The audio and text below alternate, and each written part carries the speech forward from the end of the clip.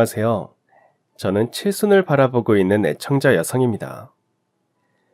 지나간 저 인생사를 돌아보기도 할 겸 자서전을 쓰듯이 정성껏 사연을 보내드리오니 애청자 여러분들 모두 모쪼록 재밌게 들어주셨으면 좋겠네요. 저희 친정은 조선시대 때부터 대대로 대장간장인 가문이었습니다. 쉽게 설명드리자면 대장장이 집안이었던 거죠. 기술자를 천대하는 풍토가 심했던 조선시대의 사회 분위기상 저희 친정은 대대로 가난도 면치 못했고 세상으로부터 제대로 인정도 받지 못하는 집안이었지만 그럼에도 불구하고 친정의 선조님들께서는 저희 가문을 무척이나 자랑스러워하셨다고 합니다. 저희 집안의 손에서 만들어진 각종 농기구들이 없다면 농사를 제대로 짓지 못해 굶어 죽는 백성들이 지천에 널리게 되었을 테니 비록 우리 집안이 천대를 받을지언정 이 세상에 꼭 필요한 뜻깊은 일을 하는 것이라면서 말이죠. 그러한 자부심은 가업의 후계자인 저희 친정아버지께서도 마찬가지였어요. 뿐만 아니라 친정아버지께서는 미래를 내다보는 해안도 탁월하셨고 도전정신도 아주 투철한 분이셨습니다. 제가 어릴 때부터 아버지께서 이런 말씀을 종종 해주셨거든요. 지금은 우리나라가 가난한 국가지만 미래엔 분명 다를 거란다. 장차 우리나라도 다른 선진국들처럼 기계 산업이 발전하는 국가가 될 거야. 그럼 우리 집안처럼 쇠를 다루는 사람들이 국가 발전에 크게 이바지하는 날이 반드시 올 거야. 가문의 영광을 누리게 될 날이 반드시 올 거고. 그때 저희 아버지께서 구상하고 계시던 건 원래는 쇠붙이를 녹여서 농사기구나 일상용품들을 만드는 곳에 불과했던 저희 대장간을 기계부품 같은 것들을 생산해내는 공장으로 확장시키는 것이었어요. 물론 그건 말처럼 쉬운 일이 절대로 아니었습니다만 친정아버지께서는 끊임없는 도전과 노력 끝에 마침내 금속 가공 공장을 설립하는 데 성공하셨습니다. 그러는 한편으로 아버지께서는 앞으로의 세상은 배운 여자가 대접받는 시대가 반드시 올 거라면서 외동딸인 저를 지역 상업고등학교까지 졸업시켜 주셨습니다. 당시엔 딸 자식은 살림미천이자 시집가면 출가 외인이라는 이유로 고등학교까지 보내주시는 부모님들이 많지가 않았었는데요. 그럼에도 아버지께서는 딸 자식의 미래와 가문의 미래 모두를 위해서 어려운 가정 환경 속에서도 저의 공부 뒷바라지를 시켜주셨던 거죠. 외동딸인 제가 상업고등학교를 나오면 장차 가업을 경영하는 데 있어서 큰 도움이 될 테니까요. 아버지의 해안은 거기서 끝이 아니었습니다. 당시 저희 아버지 밑엔 집이 너무 가난해서 검정고시로 고등학교 학력을 취득한 제 또래 직원 하나가 있었는데요. 아버지께서 보시기에 그 직원이 성격도 아주 성실한 데다가 하나를 가르치면 열을 스스로 깨우치는 등 장래가 아주 전도유망하다고 생각하셨던 모양이에요. 그래서 그 직원을 서울에 있는 공과대학에 보내주셨고 저에겐 따로 이런 말씀을 해주셨어요. 그 녀석이 서울에서 편지를 보내왔더구나. 다음 학기 등록금이랑 기숙사비는 보내지 않아도 된다더라고.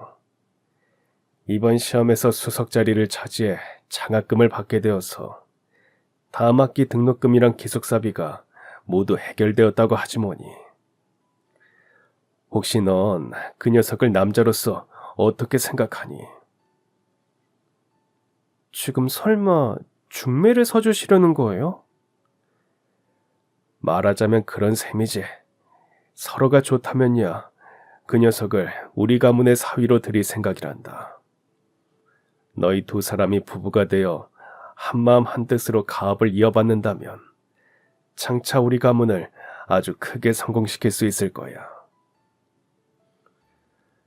친정아버지께선 당신께서 직접 일종의 중매를 서주셨고 저는 그 남자가 대학을 졸업하던 바로 그 해에 결혼식을 올리고 부부가 되었습니다. 특히나 저희 부부의 결혼식 당일은 친정아버지께서 당신만의 해안을 바탕으로 저희 가문의 번영을 위해 마련한 모든 기틀이 완성이 되는 날이기도 했어요. 아버지께서 뼈를 깎는 노력을 통해 설립하신 금속 가공 공장과 그 공장의 경영에 보탬이 될 상구 출신 외동딸과 명문대 공대 출신 능력자인 사위가 한데 어우러진 덕분에 저희 가문의 미래를 위한 모든 준비가 끝이 난 셈이었거든요. 비록 저희 친정아버지께선 한평생 너무 열심히 살아오셨던 바람에 다소 이른 나이에 빨리 세상을 떠나게 되셨지만 아버지께서 미리 준비해 주신 기틀은 저희 부부에게 고스란히 물려져 내려왔습니다. 저희 부부가 가문의 정식 후계자가 되어 아버지께서 설립하신 금속 가공 공장을 본격적으로 크게 발전시키기 시작했거든요. 당시 저는 공장의 운영과 경영을 도맡았고 남편은 명문대 공대에서 배운 내용들을 바탕으로 신기술 개발에 힘을 쏟았습니다. 더군다나 하늘마저도 저희 부부를 돕는 것만 같았어요. 언젠가는 우리나라도 다른 선진국들처럼 기계부품들을 많이 생산하는 국가가 될 거라고 말씀하셨던 친정아버지의 해안처럼 우리나라가 아주 빠른 속도로 발전하기 시작했거든요. 그런 모든 상황들이 딱 맞아떨어졌던 덕분에 저희 공장은 순조롭게 성장해서 자사공장을 무려 3곳씩이나 보유하고 있는 우량 기업으로 거듭나게 되었죠. 제1공장부터 2공장까지는 경기도에 있었고 마지막 3공장은 지방에 설립했는데요.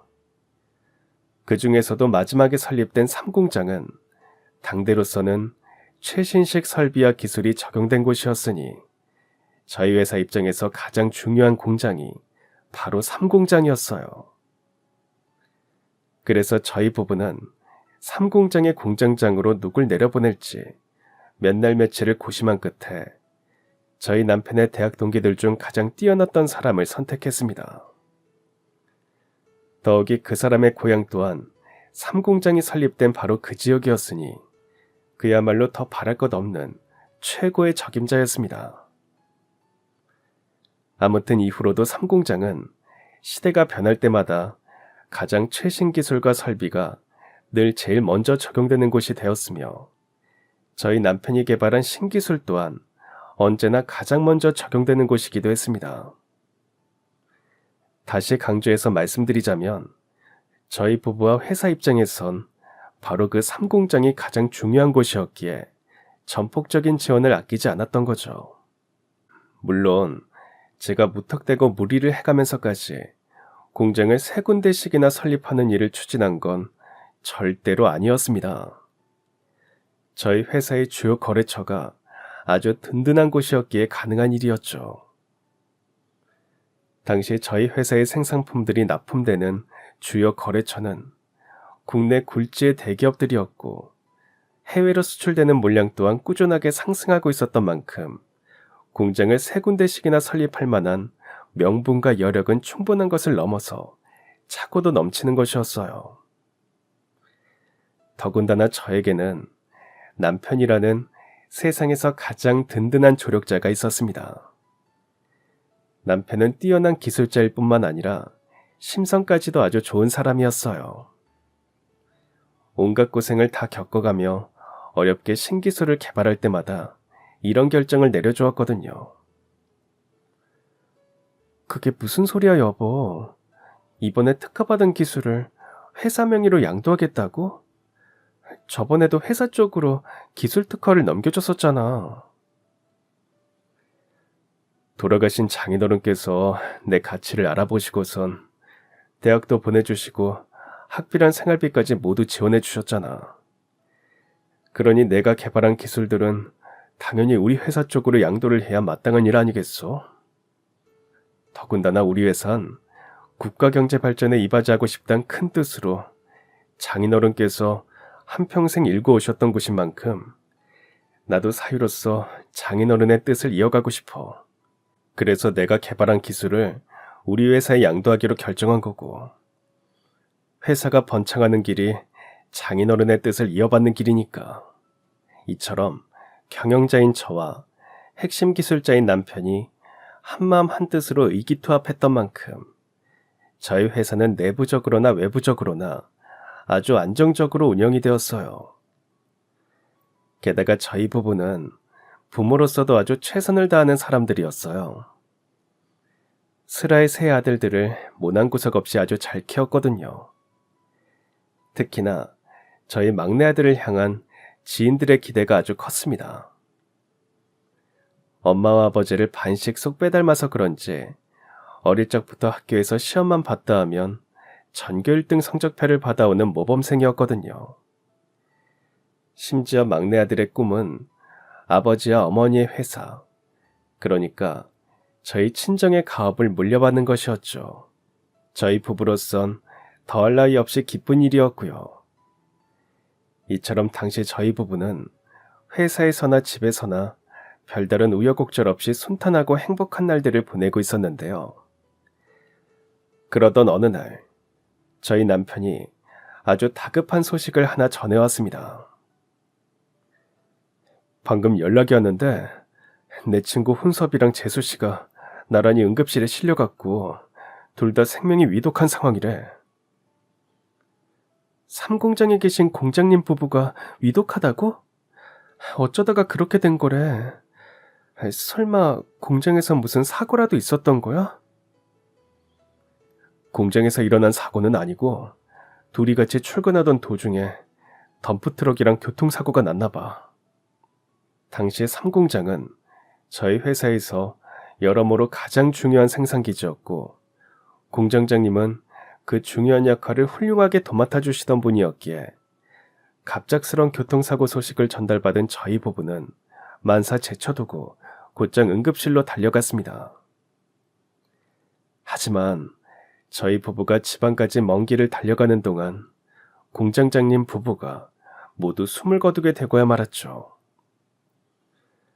공장장님 부부가 세상을 떠나게 되신 일이 저희 부부에게 이루 형언할 수 없을 정도로 크나큰 충격이었던 건 저희 부부가 회사의 경영자였기 때문만은 절대로 아니었어요. 물론 경영자로서 공장장님처럼 유능한 인재이자 조력자를 떠나보냈다는 사실에 당연히 가슴이 아팠지만 그보다 먼저 인간적인 참담함과 슬픔을 훨씬 크게 느꼈거든요. 저희 부부와 공장장님 부부가 평소 자주 왕래하며 각별히 가깝게 지내던 사이였기 때문이었습니다. 특히나 저희 남편과 공장장님은 가장 친한 친구 사이였고요. 이처럼 저희 부부는 공장장님 내외의 사고로 인해 극심한 슬픔에 빠져들었는데요. 심지어 공장장님 부부의 장례식마저도 순탄하지가 않았습니다. 저는 그렇게 개판 5분 전인 장례식장은 살다 처음 봤어요. 당시 공장장님 부부에겐 저희 막내 아들과 동갑인 외동딸이 하나 있었는데요. 그 집 작은아버지랑 고모라는 작자 둘이서 상주인 조카딸한테 위로를 해주진 못할 망정 한날 한시에 부모를 잃은 조카딸이 버젓이 지켜보는 앞에서 자기들끼리 싸움박질이나 벌이고 있지 뭐예요. 오빤 출가회인이란 말도 못 들어봤어? 난 시집 갔으니까 이제 시댁 식구라고. 근데 오빤 왜 자꾸 나한테 쟤를 데려다가 키우라고 하는 거야? 난 절대 그렇게 못하니까 오빠가 데려다가 키워. 요즘 애 하나 키우려면 돈이 얼마나 많이 들어가는데 없이 사는 나더러 조카딸까지 걷어 키우라는 거야? 부잣집에 시집 잘 가서 돈 걱정 없이 지내는 네가 데려다가 키워야지. 아 몰라. 전년 함부로 데려갔다간 나까지 시부모님한테 소박 맞을 수 있으니까 오빠가 데리고 가던지 고아원에 데려다 놓던지 마음대로 해. 그런 총각을 도저히 그냥 지켜만 볼 수 없었던 저는 그 집 작은아버지와 고모라는 작자를 매섭게 꾸짖었습니다. 장례식장에서 이게 무슨 추태죠? 공장장님네 딸아이가 보고 있잖아요. 부모를 모두 잃은 조카딸을 보듬어주지 못할 망정 이런 추태까지 보이면 안 되는 거잖아요. 정 그렇게 우리가 못마땅하면 그쪽이 데려다가 키우시던가요. 큰 회사 사장님이면 업둥이 하나 데려다가 키운다고 해도 주머니 사정에 큰 지장이 가는 것도 아니잖아. 그 말을 듣는 순간 저는 그 작자들과의 대화를 포기했습니다. 원래 대화라는 건 사람들끼리 나누는 건데 당시 제 눈에 보인 그 작자들의 모습은 금수만도 못한 것들이었거든요. 금수만도 못한 것들과 입씨름을 벌여봤자 제 입만 아프게 될 뿐일 테고요. 그래서 굳이 말싸움을 하지 않는 대신에 저는 장례를 마치기가 무섭게 우선 그 집 딸아이 소희를 저희 집으로 데리고 왔는데요. 그때까지만 해도 저는 오갈 곳 없는 소희를 임시로 보호해주기 위해 저희 집으로 데리고 온 것에 불과했었습니다. 물론 제 마음속으로는 공장장님 부부와의 인연을 봐서라도 소희를 계속 저희 집에서 머무르게 해주고 싶었지만 막상 소희가 저희 집에서 지내는 것을 원하지 않을지도 모를 테니 일단 임시로 보호한 뒤에 천천히 물어볼 생각이었어요. 앞으로도 계속 저희 집에서 지내면 어떻겠느냐고 말이죠. 제가 소희에게 그 질문을 한 건 소희가 저희 집에서 지내면서 부모를 잃은 상실감과 집안 어른들의 싸움을 목격한 충격을 어느 정도 추스른 이후의 일이었어요. 소희야, 앞으로도 지금처럼 아줌마네 집에서 계속 지내는 건 어떻게 생각하니? 아줌마랑 아저씨가 친딸처럼 아주 잘 보살펴줄게. 하지만 소희의 마음에 새겨진 상처는 제 생각보다 훨씬 큰 모양이었습니다. 그래서였을까요? 처음엔 저를 경계하더라고요. 아줌마도 제가 부모님을 한꺼번에 잃고 고아 신세가 되어버린 제가 불쌍하게 느껴지세요? 그래서 저한테 동정을 베푸시려는 거예요? 네가 불쌍해서 보살펴주려는 게 아니란다. 소희 너는 우리 회사 공장장님의 딸이잖니. 공장장님은 우리가 알고 지내던 사람들 중에서 가장 뛰어나고 훌륭한 분이셨고 그래서 난 너의 앞길을 열어주고 싶을 뿐이야. 소희 너는 아버지를 꼭 빼닮아서 엄청 똑똑하잖니. 그래서 아줌마가 너의 앞길을 터주려는 거야. 우리 소희처럼 훌륭한 자질을 가지고 있는 아이가 행여라도 제대로 성장하지 못하거나 엇나간 길을 걷게 되지 않도록 곁에서 잘 보살펴주는 건 어른들에게 주어진 당연한 책임이자 의무거든. 그리고 우린 너희 부모님과 아주 깊은 친구 사이였기도 하고. 그렇게 말한 저는 지난날 친정아버지께서 저희 남편에게 장차 뛰어난 인재가 될 자질이 있음을 미리 내다보셨던 이야기를 들려주었어요. 그때 친정아버지께서 저희 남편이 학업에 매진할 수 있도록 물심양면 모든 지원을 아끼지 않으셨던 덕분에 저희 남편이 지금처럼 뛰어난 기술자가 될 수 있었노라고 말이죠.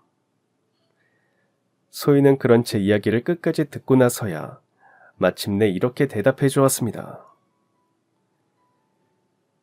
저에게 손을 내밀어 주셔서 너무 감사합니다. 하늘에 계신 부모님께 부끄럽지 않을 수 있도록 꼭 훌륭한 어른이 될게요. 그리고 아주머니랑 아저씨의 은혜를 저버리지 않도록 할게요. 그래, 꼭 그렇게 될 수 있을 거야. 그럼 아줌마랑 약속한 거다?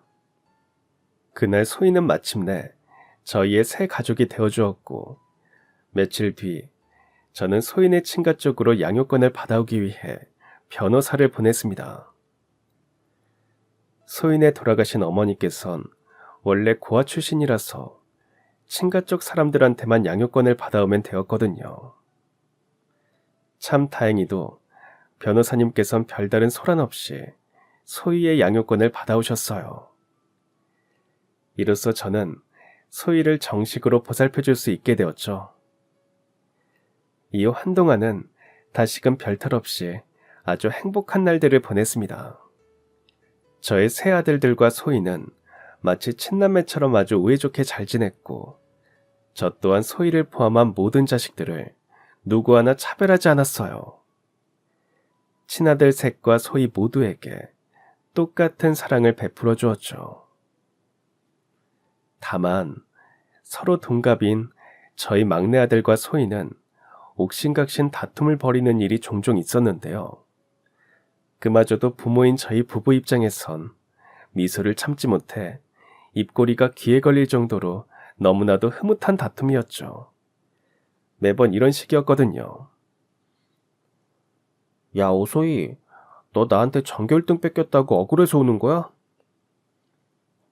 그래, 억울해서 온다.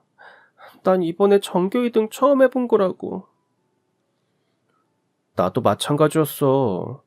나도 저번 시험 때 너한테 밀려서 전교 2등 처음으로 해봤던 거라고. 그래서 맨날 밤새 공부해 다시 전교 1등을 되찾아온 거니까 너도 억울하면 나처럼 밤새 공부하면 되겠네. 안 그래도 그럴 거거든. 두고 봐. 내가 다음 시험 때 반드시 전교 1등 되찾아온다. 당시 소희가 저희 식구가 되면서 두 아이는 같은 학교에 다니게 되었어요. 시험을 볼 때마다 전교 1등을 두고 서로 엎치락뒤치락 하더라고요. 그럴 때마다 2등한 쪽이 억울해서 눈물을 터뜨리는 바람에 옥신각신 다툼이 벌어지기 일쑤였고요. 그렇다고 해서 둘이 원소지간이 되었다거나 그런 건 절대로 아니었어요.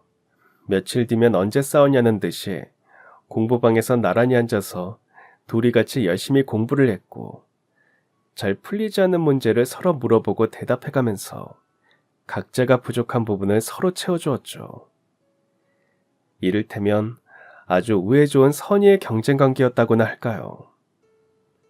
그런 선의의 경쟁은 두 아이가 수능 시험장에 들어가는 날까지 계속해서 이어졌고, 얼마 뒤 저희 집엔 크나큰 경사가 생겼습니다. 두 아이가 받아온 수능 성적표를 보니까 둘 다 서울대에 장학생으로 입학할 수 있는 성적이 나왔더라고요. 그날 저희 부부는 자식 키운 보람을 만끽했는데요. 하지만 두 아이가 나란히 서울대 입학하는 일은 생기지 않았습니다. 왜냐면 두 아이의 성적표가 나오고 얼마 뒤 저희 남편이 막내와 소희를 나란히 앉혀놓고 이런 이야기를 꺼냈거든요. 무척이나 중요한 이야기니만큼 한 사람씩 이야기를 해보자꾸나. 우선 막내부터 들으렴. 다름이 아니라 아빤 네가 서울대에 가지 않기를 바란다. 내 말은 대학을 가지 말란 것이 아니라 세상을 조금만 더 크고 넓게 보잔 얘기야. 지금은 바야흐르 세계화 시대가 되었단 말들이 많잖니. 좁은 우리나라에서 대학을 다니는 것보단 크고 넓은 세상으로 나가 공부를 해보는 게 어떻겠니? 너만큼 영특하고 성실하면 충분히 해낼 수 있을 것 같은데. 그 말씀은 국내 대학을 거치지 않고 외국에 있는 대학으로 곧장 유학을 다녀오란 말씀이신 건가요? 그렇단다. 너만 좋다면 외국에서 박사 학위까지 취득하고 돌아올 때까지 학비와 재료비를 모두 지원해줄 요량이야. 그럼 저 말고 소희를 유학 보내주세요. 아버지, 저보다 소희가 100배는 훨씬 뛰어난 사람이거든요. 그러니 저희 둘 중에 한 사람만 유학을 갈 수 있다면 소희를 보내주시는 게 맞아요. 너 지금 무슨 소리 하는 거야? 나보단 네가 훨씬 더 뛰어나지. 그리고 넌 두 분의 친아들이잖아. 그니까 괜히 이상한 소리 하지 말고 두 분한테 감사하다 말씀드리고 유학 다녀와. 이에 줄곧 잠자코 있던 제가 소희에게 물어보았습니다. 소희, 너는 유학 가기 싫은 거니? 싫은 게 아니라 죄송해서 그러죠. 그동안 보살펴 주신 것만으로도 감사한데 제가 어떻게 친아들 유학 기회까지 빼앗아서 다녀오겠어요. 유학을 빼앗아서 다녀온다니. 둘 중 한 사람만 보내주겠다는 이야기는 이런 방구도 한 적이 없는데? 그동안 내가 너희를 차별했던 적이 없었던 것처럼 이번에도 둘이 같이 유학을 보내줄 생각이었어. 너희 두 사람 모두 분명 장차 크게 될 인재들이니까. 그렇게 막내 아들과 소희는 국내 대학을 거치지 않고 곧장 유학을 다녀오기로 결정했고, 두 아이들은 반년 정도 미국에 있는 대학에 진학하기 위한 입시 준비를 시작했습니다. 그래서 어떻게 되었냐고요? 두 아이 모두 워낙에 명석한 인재였던 만큼 둘 다 미국에 있는 대학에 떡하니 합격을 했어요. 심지어 두 아이가 인연은 인연이었던 모양인지 같은 학교에 합격을 했죠. 합격 통보를 받던 바로 그날, 저희 가족 모두는 너무 좋아서 서로를 얼싸안으며 방방 뛰었고, 두 아이가 마침내 유학을 떠나던 날에는 저희 남편이 처음으로 눈물을 보였습니다. 마치 아들, 딸 시집장가 보내는 사람처럼 말이죠. 심지어 저희 남편은 딸 시집 보내는 사람처럼 소희의 손등을 한참을 쓰다듬다가 그동안 가슴 깊숙이 간직해 놓았던 이야기를 꺼내 놓았죠. 둘 다 우리 가문과 회사의 미래를 짊어질 훌륭한 인재가 되어서 돌아오렴. 저한테도 가업을 물려주시겠다고요? 당연하지. 소희 너는 누가 뭐래도 우리 집 식구니까. 그러니 가업을 이어받을 자격이 충분해. 그날이 올 때까지 우리 가문과 회사는 어른들이 든든하게 지키고 있을 테니까 너는 그저 몸 건강히 잘 다녀오기만 하렴. 그 말을 들은 소희도 마치 친정을 두고 먼 시댁에 시집이라도 가는 처녀처럼 엉엉 목 놓아 울어버렸고, 지켜보던 저희 가족 모두가 눈시울을 붉혔습니다. 그러는 한편으로 저는 막내에게 신신당부했죠. 말 안 해도 알지? 네가 소희보다 생일이 몇 달 빠르니까 너한테 소희는 누이 동생이야. 그러니 타국에서 소희 잘 보살펴주렴. 엄마가 부탁할게. 그건 소희가 절 어떻게 생각하느냐에 따라 달라지겠죠. 소희가 저를 친오빠로 생각하고 있다면 저도 누이 동생으로 받아들이겠지만, 소희가 저를 남자로 바라보고 있다면 저도 소희에게 남자가 되어줄 생각이에요. 그런 인사를 끝으로 두 아이는 미국행 비행기를 타고 떠났고, 집으로 돌아오는 길에 저는 남편에게 살짝 귀뜸을 해주었습니다. 어쩌면 두 아이가 부부가 될 사이가 되어서 돌아올지도 모른다고 말이죠. 이에 남편은 세상 그것보다 기쁜 일이 또 어디 있겠느냐며 기대에 부풀었는데요. 아니나 다를까 미국에서 박사학위를 취득한 두 아이는 결혼을 약속할 사이가 되어서 돌아왔습니다. 이역만리 타국에서 둘이 서로에게 의지하고 지내며 서로의 사랑을 확인했다더라고요. 하지만 저희 부부에겐 막내와 소희의 사랑을 흐뭇하게 지켜보고 있을 여유가 없었습니다. 당시 저희 남편이 시댁 쪽 가문 내력인 심장병으로 인해서 이 세상에 오래 머물지 못할 거란 진단을 받은 상태였거든요.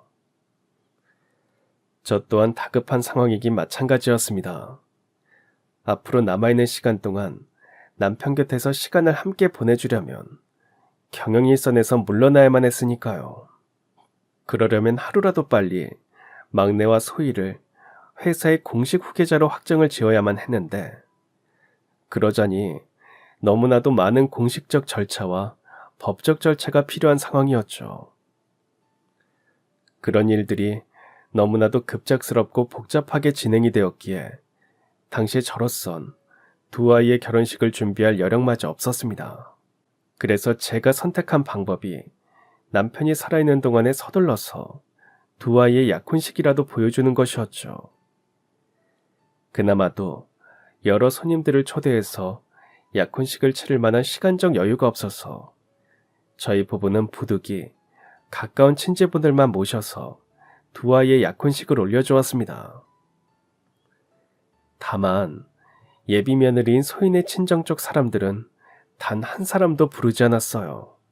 소희가 친정 쪽과의 인연은 부모님 장례식장에서 이미 끊긴 것이나 다름이 없다면서 초대하지 않기를 원했거든요. 그래서 두 아이의 약혼식은 저희 쪽 친지들만 참석한 채로 진행이 되었고, 이후 그 사실을 알게 된 소인의 친정 쪽 사람들이 소희에게 연락해서 너는 천륜도 모르는 사람이냐며 항의를 했지만, 소희도 그렇고 저희 쪽도 그렇고 일절 대꾸조차 하지 않았어요. 대화는 사람들끼리만 하는 것이지 금수만도 못한 것들과 나누는 것이 아니니까요. 아무튼 이로써 두 아이는 예비 부부가 되었고, 동시에 저희 회사의 공식 후계자가 되었습니다. 저희 막내 아들이 공식 후계자, 예비 며느리인 소희가 새 예비 안주인, 이렇게 정리가 되었죠. 저희 남편은 그런 두 아이의 모습을 모두 보고 나서야 세상 그 누구보다 성실했던 한평생을 마감했습니다. 제가 공식적으로 회사의 경영 일선에서 물러나게 된 건 남편의 장례 바로 직후의 일이었는데요. 바로 그 무렵 외국계 대기업에서 저희 회사의 새 사장이 된 막내한테 접근을 해오기 시작했어요. 새내기 사장인 막내는 그로 인한 고민을 저에게 털어놓았죠. 외국계 대기업 쪽에서 우리 회사를 인수하고 싶어 한다고? 네, 어머니.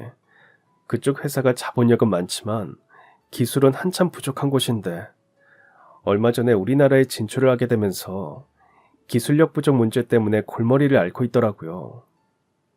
그럼 그 외국계 대기업이 우리 회사를 인수해서 부족한 기술력 문제를 해결하려고 하는 것이겠구나. 맞아요. 저희 회사는 수출 실적도 무척 좋은 편이라서 저희 회사를 인수하면 국제적으로도 기술 경쟁력을 확보할 수 있다고 생각하는 거겠죠. 하지만 저는 회사를 매각하고 싶은 생각이 없어요. 저희 회사는 대대손손 물려내려온 소중한 가업이니까요. 그렇게 저희는 회사를 절대 매각하지 않겠다는 방침을 세웠고, 얼마 뒤 막내가 직접 그쪽 회사에게 매각 불가 통보를 보냈는데요. 그러자 문제의 그 외국계 대기업 회사가 아주 추악한 모략질을 시작하더라고요. 저희 회사에 흠집을 내서 회사의 가치를 아주 똥값을 만들어 놓은 다음에 궁지에 몰린 저희를 압박해서 회사를 헐값에 인수하려는 속셈인 것이 너무나도 뻔했어요. 저희 회사를 똥값으로 만들어서 인수해서라도 저희 회사의 기술력만 자기들이 가지고 갈 수만 있다면 예상보다 훨씬 싼 값에 소기의 목적은 달성할 수 있는 셈이었으니까요. 그러한 목적을 가진 모략질의 시작은 저희 회사의 새내기 사장인 막내의 신뢰도를 떨어뜨리기 위한 허위사실 유포였습니다. 막내가 미국에서 취득한 박사학위가 열심히 공부해서 얻은 것이 아니라 학회에 뇌물을 먹여서 사실상 돈 주고 사온 것이며, 박사학위 논문 또한 다른 학생들한테 돈을 줘서 대피를 시킨 것이라는 둥, 미국에서 유학하던 시절에 사회적으로 문제 많은 사람들과 어울려다니면서 술만 퍼마시면서 허송세월 보냈다고 하지를 않나. 심지어는 막내의 병역 문제까지 걸고 넘어지더라고요. 물론 저희 막내가 군대를 다녀오지 않은 것만큼은 분명한 사실이었습니다. 하지만 그건 병역 비리가 절대로 아니었어요. 사실 저희 막내는 시대 쪽 내력인 심장병을 물려받아서 심장병을 가지고 태어났었거든요. 그래서 심장 수술을 받았었고, 바로 그 수술 이력 덕분에 합법적으로 병역을 면제받았으며, 또 그랬던 덕분에 남들 군대 갈 나이에 유학생활을 할 수 있었던 건데요.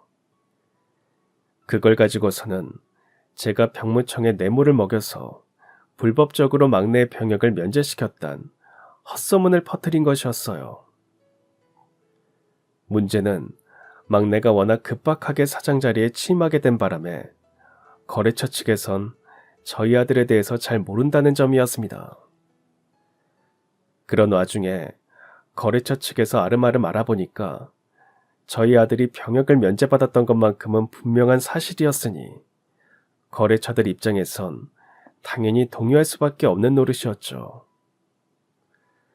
더군다나 저희 회사의 주요 거래처들은 주로 대기업들이었기에 여론에 민감할 수밖에 없는 입장이었어요. 병역 비리에 대한 추문을 달고 다니는 젊은 사장네 회사랑 계속 거래를 하다간 자신들도 된서리를 맞게 될지 모른다는 우려를 품게 되었던 거죠.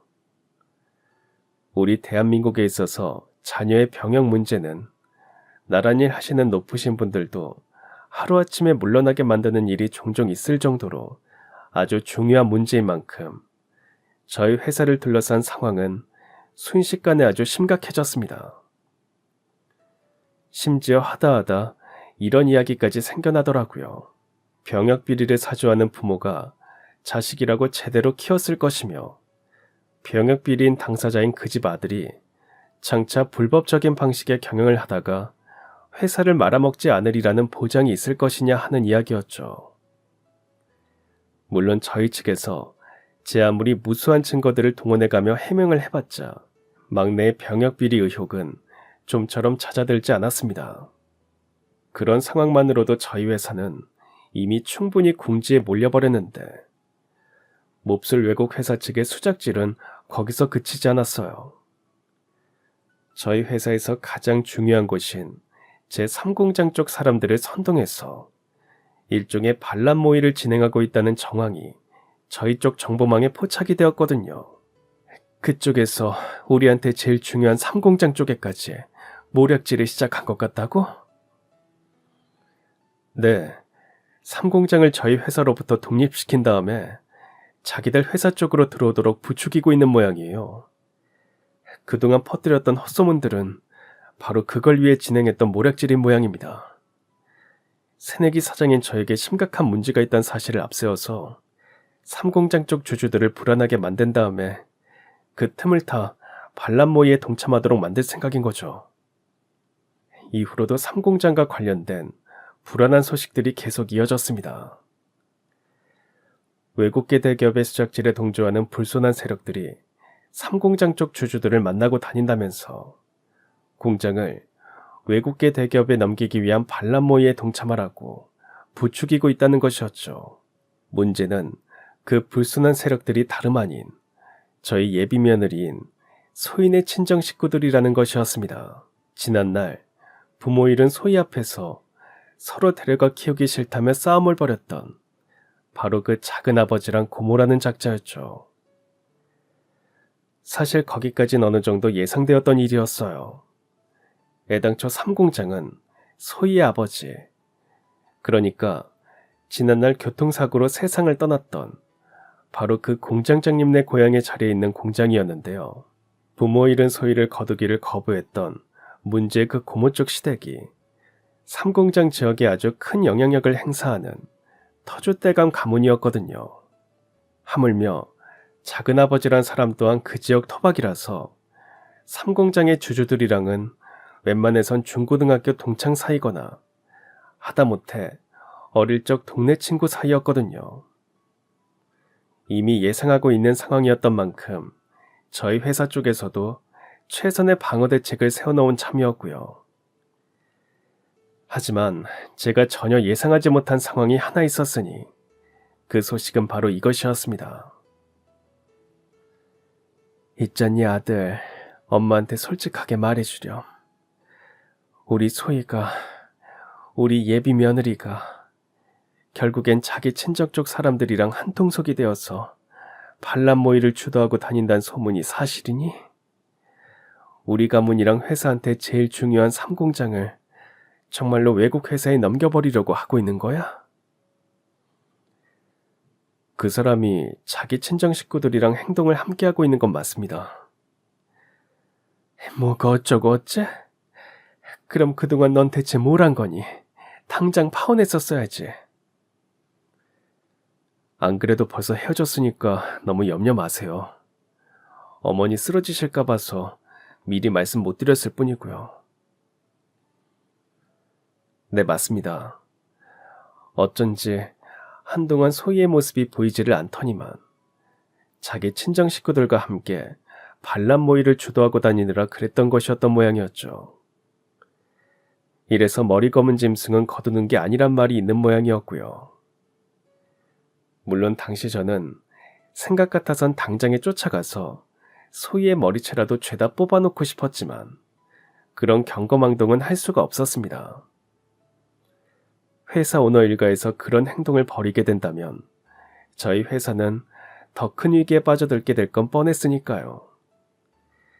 더욱이 은퇴한 제가 직접 나서서 사태 수습에 나선다면 가뜩이나 이래저래 오명을 뒤집어 쓴 새내기 사장인 막내의 체면을 저 스스로 깎아먹는 셈이 되어버릴 것 또한 뻔했습니다. 그건 막내의 생각 또한 마찬가지였어요. 어엿한 사장으로서 지금의 위기를 반드시 극복하겠다며 아주 든든하게 약속을 해주었고, 이후 막내는 회사를 지켜내기 위한 총력전을 펼쳤습니다. 세간에 떠도는 소문들이 거짓임을 밝히기 위해 적극적으로 노력하는 한편으로 그간 있었던 모든 수작질이 외국계 대기업의 모략질임을 입증하기 위한 증거 수집에 최선을 다했죠. 하지만 그 과정에서 막내는 인간으로선 버티기 힘든 스트레스와 과로에 시달렸던 모양이었습니다. 갑작스러운 심장 쇼크를 일으키며 너무나도 순식간에, 그리고 너무나도 허망하게 세상을 떠나버렸거든요. 솔직하게 말씀드리자면 당시 저는 막내의 장례식에 대한 기억이 사실상 거의 없습니다. 분명 장례를 정성껏 치른 것 같긴 하지만 당시 전 제정신이 아니었기에 기억에 제대로 남아있지 않거든요. 첫째와 둘째 아들의 말에 따르면 그 와중에도 저는 회사를 걱정하며 즉시 중역회의를 소집해서 막내를 대신해 사장 자리에 복귀를 하겠다는 뜻을 밝혔고, 중역들에게 회사가 흔들리지 않도록 최선을 다해달라는 부탁까지 했으며 조문을 온 소희를 아주 담대하게 쫓아냈다고는 하는데요. 그나마도 두 아들에게 이야기를 전해들어서 알게 되었을 뿐 잘 기억이 나지 않아요. 애청자분들 중에서 자식을 먼저 떠나보낸 분들이 계시다면 당시 저의 심정을 공감해 주실 수 있으리라 믿습니다. 아무튼 정신을 차리고 보니 막내의 장례는 이미 끝난 상황이었고, 저는 막내네 집에서 혼자 엉엉 울면서 유품을 정리하고 있더라고요. 바로 그때였습니다. 막내 유품 중 하나인 휴대폰으로 전화가 걸려왔어요. 이에 저는 발신자 번호를 확인조차 하지 않은 채로 그저 멍하니 전화를 받았습니다. 혹시라도 저희 아들의 부고 소식을 전달받지 않은 지인이라면 마땅히 엄마인 제가 그 소식을 전해드려야 한다는 생각밖엔 없었습니다. 그런데 휴대전화 너머로 들려오는 목소리를 듣게 된 순간 저는 크게 후회했어요. 발신자 번호를 확인하고 전화를 받을 걸 하고 말이죠. 막내의 휴대전화 너머로 들려온 목소리는 다름 아닌 배신자 소희였으니까요. 지금 전화 받은 분이 어머님 맞으시죠? 공교롭게도 그렇게 되었구나. 근데 넌 대체 무슨 염치로 이쪽으로 전화를 한 거니? 어머님께서 제 전화를 받지 않으시길래 혹시나 싶어서 이쪽으로 전화드린 거예요. 어머님께서 그이의 유품을 아직 가지고 계신 상황이라면 혹시라도 제 전화가 연결되지 않을까 싶어서요. 네 뜻대로 통화는 됐지만 난 너와 더는 이야기 나눌 생각이 없다. 이만 끊으마. 잠시만요, 어머니. 어머님이랑 그이 모두를 위해서라도 꼭 아셔야 되는 진실이 있습니다. 마침 지금 제가 근처에 있으니까 잠깐만 거기 계세요. 직접 찾아뵙고 모두 솔직하게 말씀드리겠습니다. 이에 저는 기다리겠다고 대답했습니다. 아들을 잃어버린 엄마가 마냥 원수를 피해 다닐 수는 없었으니까요. 직접 대면해서 최소한 머리채라도 죄다 뽑아놓아야 마땅한 노릇이었으니까요. 이에 저는 조용히 소희를 기다렸고 약 30분 뒤에 소희가 헐레벌떡 도착했는데요. 제가 소희의 얼굴을 마주치기가 무섭게 머리채를 잡기 위해 손을 뻗는 바로 그 순간 소희가 아주 절박하게 외쳤습니다. 제가 그이한테 어머님껜 비밀로 하자고 부탁했었어요. 회사를 구할 수 있는 방법은 제가 직접 뛰어드는 것밖엔 없어 보였는데 너무 위험한 일이라 어머님께서 아시면 허락을 안 하실 것 같았거든요. 회사를 구하려고 했다고? 친정 식구들이랑 짜고서 우릴 물먹이려던 배신자인 네가? 지금 나더러 그 말을 믿으라는 거니? 제가 그래서 지금 이렇게 찾아온 거예요. 그동안의 모든 진실을 밝히고 어머님이랑 회사를 구하기 위해서요. 그렇게 말한 소희는 그야말로 제 두 다리가 후들거릴 만한 내용의 증거들을 보여주었습니다. 저희 회사를 향해 진행되었던 모략질과 삼공장의 반란 모의가 외국계 대기업의 소행임을 입증할 수 있는 수많은 증거들이었죠. 이에 저는 소희에게 자초지종을 물어보았고 마침내 소희가 모든 진실을 고백하기 시작했습니다. 삼공장 쪽 반란 모의가 처음으로 시작되던 무렵에 작은아버지랑 고모한테서 연락이 왔어요. 외국 기업에서 이미 몇몇 주주들을 포섭해 반란 모의가 진행 중이고 작은아버지랑 고모가 나머지 주주들을 설득해서 삼공장이 외국 기업에 확실하게 넘어갈 수 있도록 일을 꾸미고 있다고. 일이 제대로 될 경우 그쪽 회사에서 충분한 보상을 해주기로 이미 약속까지 받았으니까 저도 동참을 하는 게 어떻겠느냐고 말이죠. 저도 그 집 핏줄이니만큼 이참에 제대로 한탕해서 한 핏줄끼리 호의호식 해보자고요.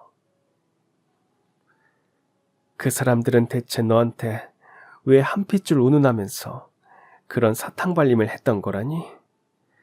부모 잃은 조카 앞에서 고아원에 보내느니 어쩌니 해댔던 양반들이 말이다. 그 사람들 입장에선 저만큼 훌륭한 무기가 또 없단 생각을 했었겠죠. 제가 예비 신랑에게 인간적으로 상종할 수 없을 만큼 심각한 결격 사유가 있어서 파혼하고 돌아왔고 그토록 심각한 결격 사유를 가진 사람이 사장으로 있는 한 예비 시댁 내 회사는 오래가지 못해 망할 거란 헛소문을 퍼뜨리고 다니면 그 사람들 입장에선 그것만큼 훌륭한 무기가 없을 거잖아요. 그런 이야기를 들은 삼공장의 주주님들 입장에선 하루라도 빨리 공장을 독립시켜서 외국 회사로 넘겨야겠다는 생각을 하게 될 테니까요. 제가 그들과 한패거리가 된 척 하면서도 그이에 대한 헛소문을 퍼뜨리지 않았다는 건 제가 그이와 어머님의 편에 서 있었다는 걸 뜻하는 얘기죠.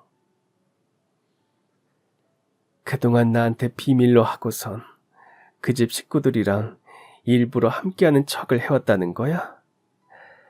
그럼 우리 아들은 와이프 될 사람이 불구덩이로 뛰어드는 걸 허락했단 소리고? 처음엔 반대했지만 제가 그것밖엔 방법이 없다면서 계속 설득했어요. 어머님께서 아시면 절대로 허락 안 하실 테니까 모든 일이 끝날 때까진 비밀로 해달라고 제가 그이한테 부탁도 했었고요. 소희와 막내는 회사를 구해내기 위한 증거를 마련하기 위해 일종의 스파이 작전을 벌인 것이었어요. 소희가 자기 친정 측에 가담한 척 행동하면서 저희 회사를 향해 이루어진 모략질에 대한 증거를 수집하겠다는 계획이었죠. 다만 소희가 그 작전에 성공해서 다량의 증거를 확보하게 되었을 무렵에 막내가 그만 심장마비로 너무 허망하게 세상을 떠나버렸을 뿐이었고요. 아무튼 그런 이야기를 알게 되고 나니까 제 머릿속에서 막내의 장례식 당시의 기억이 조금씩 떠오르는 듯 했습니다. 그날 저는 분명 소희를 쫓아내었고 그건 장례식장에 있던 모든 사람들이 마찬가지였지만 소희는 온갖 핍박을 받으면서도 발인까지 꿋꿋하게 장례식을 지켰더라고요. 그 기억을 떠올린 순간 저는 화가 치솟았습니다. 다만 소희가 미워서 그랬던 건 절대 아니었어요. 오히려 너무 미안하고 걱정스러운 마음에 오히려 화가 났을 뿐이었죠. 그렇다고 그 위험한 곳에 직접 뛰어들 생각을 해? 그 사람들이 얼마나 무지막지한 사람들인데 행여 너까지 잘못되었으면 앞으로 난 어떻게 살라고. 그래도 무사히 잘 돌아왔잖아요. 위험을 감수했던 덕분에 이렇게 많은 증거들을 가져올 수 있었고요.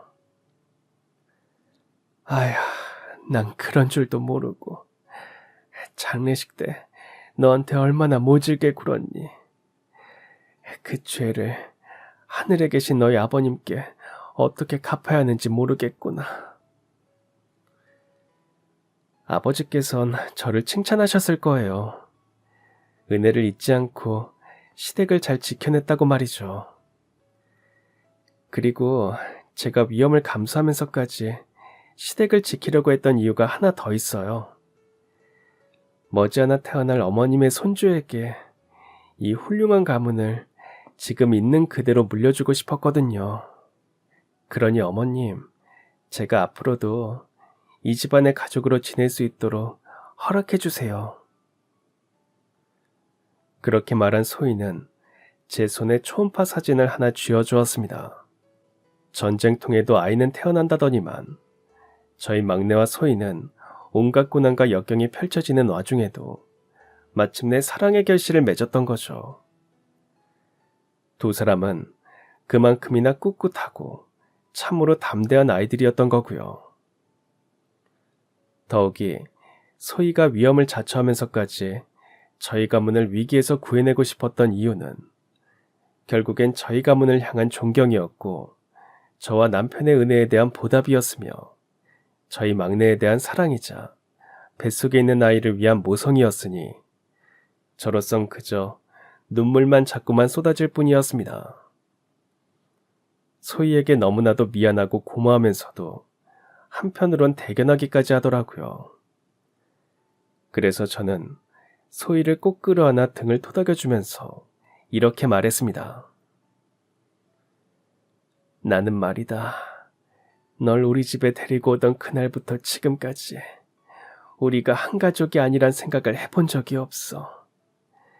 네가 배신당했다는 오해에 빠져 있었을 적에도 애지중지해온 가족한테 뒤통수를 맞았다는 생각 때문에 더 화가 났었을 뿐이지. 외간 사람한테 배신을 당했다는 생각은 해본 적이 없어.